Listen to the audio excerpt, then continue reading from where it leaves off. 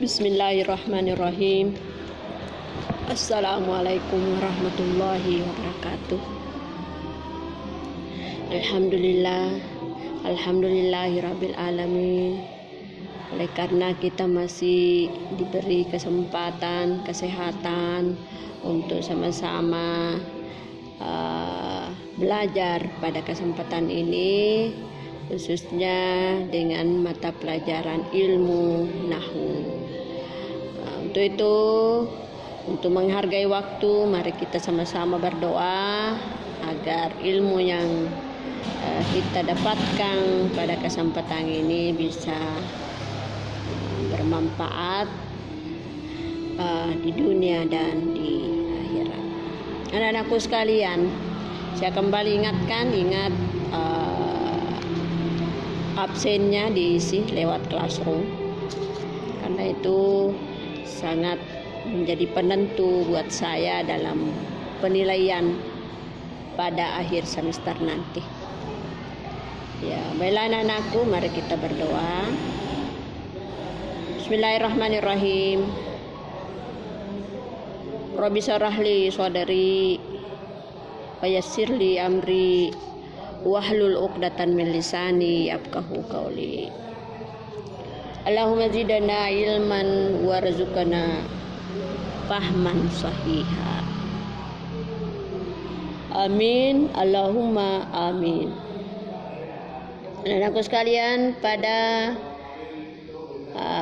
materi ini merupakan materi yang terakhir untuk tanda i'rab. Karena tanda i'rab itu ada 4, tanda i'rab rafa, tanda i'rab nasab. Itu kita bahas, keduanya ini kita bahas pada semester yang lalu atau semester ganjil.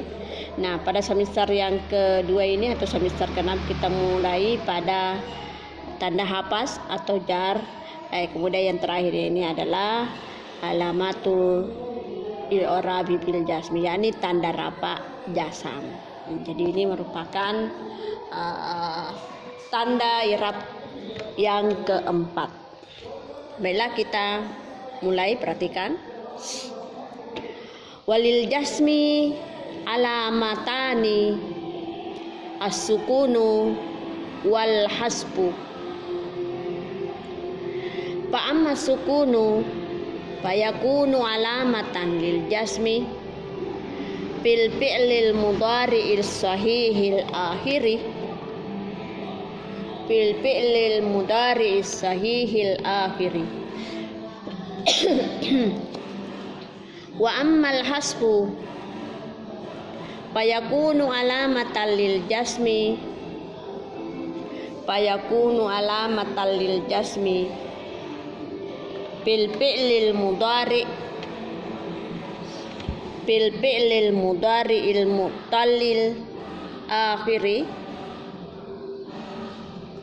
bil fi'lil mudhari'il mu'tallil akhiri, wa bil af'ali allati raf'uha bisabati nuni.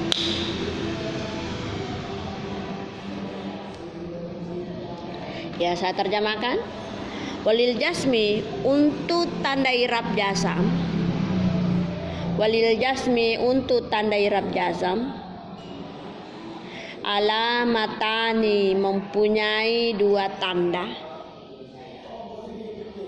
Mempunyai dua tanda. Yang pertama as-sukunu, yakni sukun. Dalam hal ini atau dalam kurung tanda baris mati atau sukun.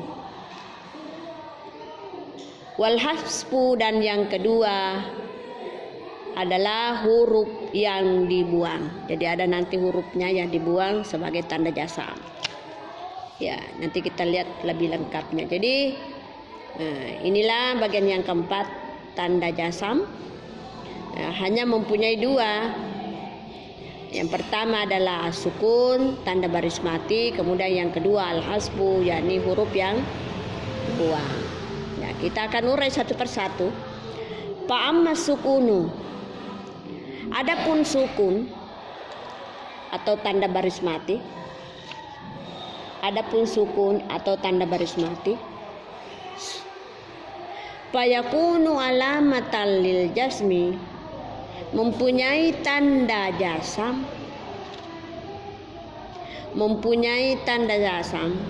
pada fi'il mudhari sahihil akhiri, pada fi'il mudhari yang sahihul akhiri. Punyai tanda jasam pada fi'il mudhari yang sahihul akhiri. Nah, jadi uraian yang pertama dari bagian yang pertama tadi adalah as-sukun. Ya, ini tanda baris mati. Nah, tanda baris mati ini hanya mempunyai satu tanda. Nah, hanya mempunyai satu tempat jasam. Dalam hal ini adalah fi'lun mudhari, artinya fi'lun mudhari kata kerja sedang berlangsung as-sahihul akhiri, di mana huruf terakhirnya fi'il itu adalah sahih. Adalah sahih. Ya. Kita angkat contohnya. Misalnya yadribu. Yadribu itu adalah fi'lun mudhari karena ada huruf mudhari di depannya, yakni ya. Kemudian tanda barisnya memakai dhamma. Nah, sekarang kita mau rubah menjadi yadribu. Yadribu ada huruf ya-nya. Kemudian huruf terakhirnya itu adalah ba, itu memakai tanda baris dhamma. Nah, ba itu masuk bagian daripada huruf sahih. Nah, inilah yang dimasuk. Nah, bagaimana kalau kita mau memberikan baris mati atau baris sukun? Nah, itu yang seperti itu. Kalau huruf terakhirnya sahih atau sehat, artinya tidak terdapat alif, waw, ya, maka apabila ada huruf nasab di depannya, maka berhak mendapatkan baris sukun. Misalnya tadi yadribu. Kenapa kita baca yadribu? Karena belum ada huruf jasam di depannya. Setelah nanti kita tambah huruf jasam di depannya, maka huruf terakhirnya itu karena kebetulan ia sehat, dalam hal ini huruf ba, maka itu hukumnya berbaris sukun. Maka menjadilah dari yadribu menjadi lam yadrib.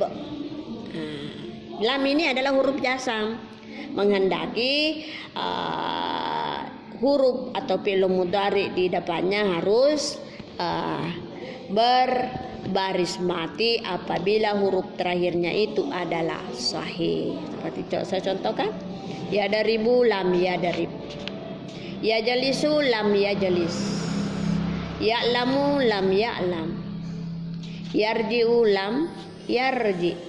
Kalau dituntut kenapa berbaris mati? Karena ada lam di depannya. Jadi itu ada juga beberapa huruf jasamnya. Jadi salah satu itu yang saya sebutkan itu adalah huruf jasam, dan yang lainnya masih banyak.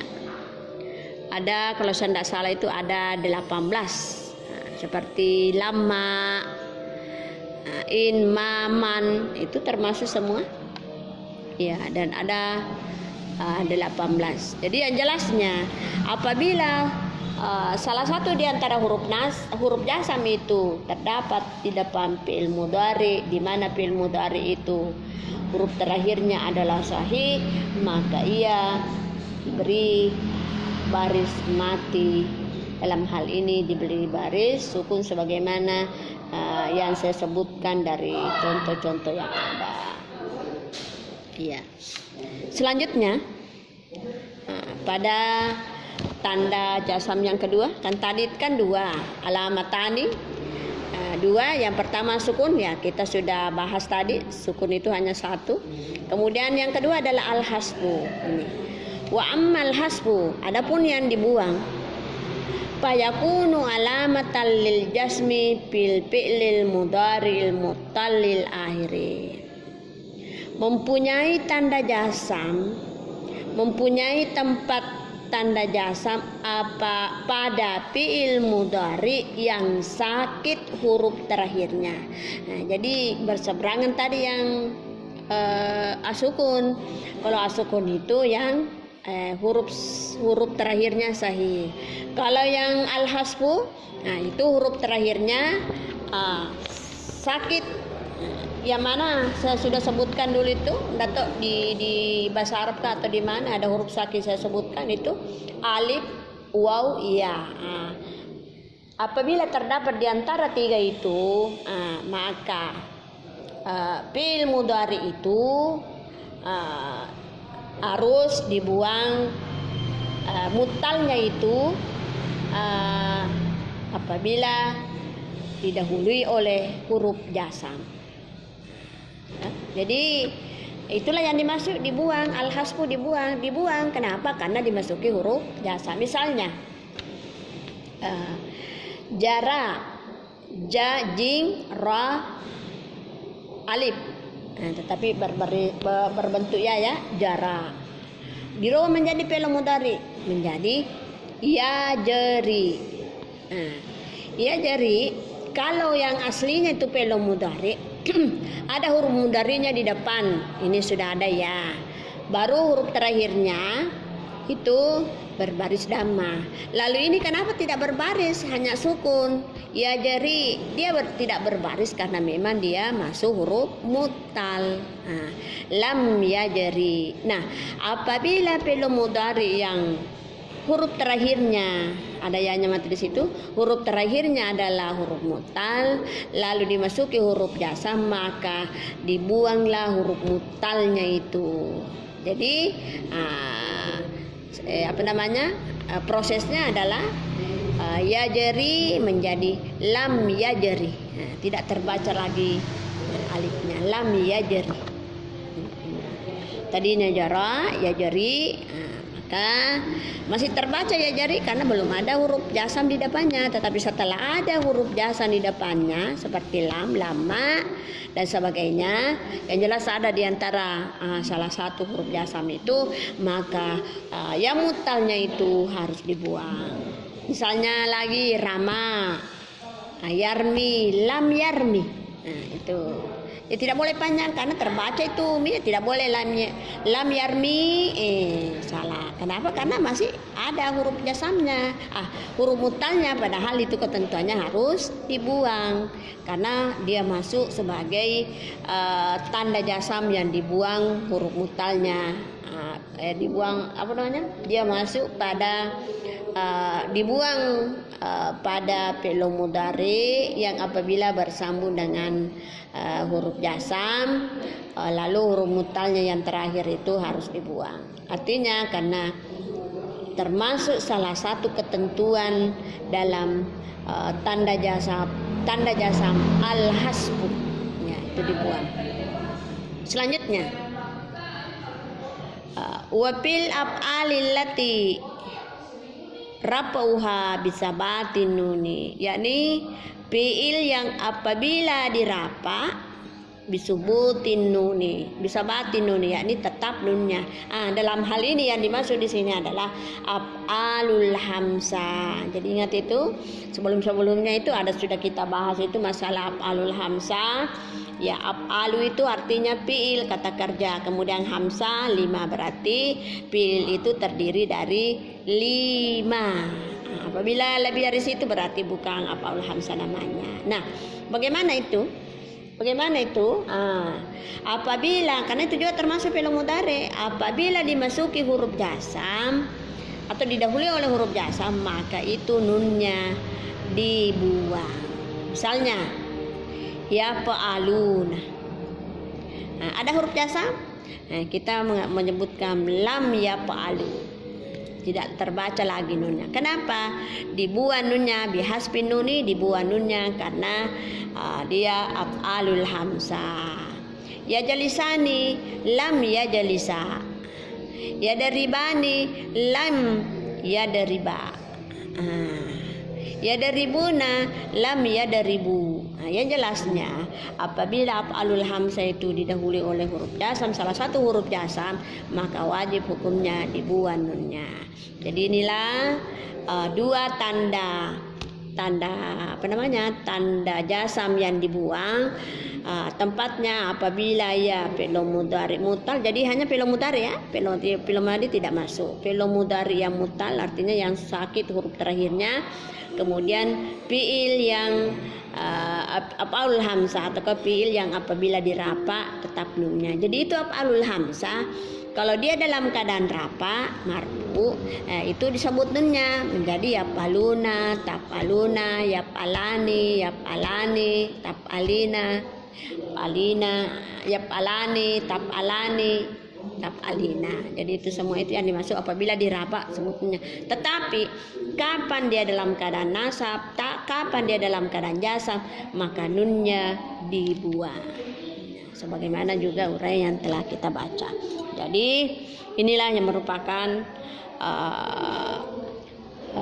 penjelasan saya pada bagian yang keempat dari tanda i'rab itu. Jadi saya secara kesimpulan saya ulangi kembali bahwa mulai dari semester ganjil ya Pak, bahwa pada tanda rapa itu ada empat yakni ad-dama, al-wawu, wal alifu, wan nuni. Ya, sekiranya Anda bisa baca kembali itu masing-masing pengertian dama, bagaimana, di mana, berapa tempatnya dama, berapa tempatnya wawu, alif, dan nun. Kemudian tanda nasab itu ada 5. Ini yang paling banyak ini di antara tanda i'rab. Tanda i'rab nasab ada 5. Danil fathah baris atas, al-alif huruf alif, al-kasratu yakni baris bawah. Kemudian alia ya, kemudian hasbun nuni. Ini terkait tadi ini hasbun nuni, dibuang nunnya sama dengan ini. Jadi tadi saya sampaikan apabila dalam keadaan mansub dibuang nunnya, apabila dalam keadaan majzum dibuang nunnya. Kemudian yang ketiga adalah lil habzi, ada 3 tandanya. Untuk semester genap ini kita bahas ada 3 tandanya yakni kasrah, alia dengan al-fathah. Ya, kasrah itu berbaris di bawah, kemudian alia itu huruf ya, kemudian al-fathah itu adalah baris fathah. Ya, sekira ini silakan Anda ulang-ulangi itu kasrah bagaimana, ya-nya itu bagaimana, kemudian al-fathah itu bagaimana disertai dengan contoh masing-masing. Kemudian yang terakhir adalah al-jasmi, tanda i'rab jasam. Tanda i'rab jasam itu hanya 2, yakni as-sukun dengan al-hasbu. As-sukun itu bagaimana? Jadi ingat itu kalau as-sukun pada tanda jasam ini hanya mengarah pada fi'il mudhari yang sahih. Kalau begitu juga kalau yang dibuang itu adalah fi'lun mudhari mengarah tempatnya pada fi'lun mudhari yang mu'tal akhir. Kemudian fi'il yang menunjukkan 5 ataukah af'alul hamzah. Jadi inilah merupakan pembahasan dari atau ulasan singkat dari tanda-tanda i'rab dari 4 tanda i'rab itu. Jadi insya Allah pada pertemuan berikut kita akan lanjutkan dalam hal al-mu'rabatu kismani. Al-mu'rabatu. Jadi ini termasuk pembahasan baru ya, karena yang tanda-tanda i'rab itu juga masuk salah satu juga bagian, satu juga bab atau bagian. Kemudian lanjutannya ini masuk pada al-mu'rabatu. Jadi tanda-tanda i'rab itu kita sudah selesaikan semua yang terdiri dari 4 tanda i'rab. Jadi sekira inilah yang menjadi pembahasan buat saya. Mudah-mudahan Anda bisa memahami, bisa mengerti dalam hal penjelasan saya. Tapi toh kalau ada yang belum mengerti bisa Anda cek pribadi saya. Kalau ada yang mau bertanya bisa bagaimana ini pun bagaimana ini, ataukah Anda ada yang sudah bikin contoh lalu mau mencocokkan dengan saya, apa betul saya punya ini atau bagaimana, ini lebih bagus lagi. Artinya itu ada interaktif antara siswa dengan guru. Jadi itu lebih bagus lah kalau ada begitu. Jadi bisa saja Anda cek secara pribadi. Ya, sekira demikianlah yang sempat saya uraikan pada kesempatan ini. Saya akhiri dengan ucapan wabillahi taufiq wa sa'adah. Assalamualaikum warahmatullahi wabarakatuh.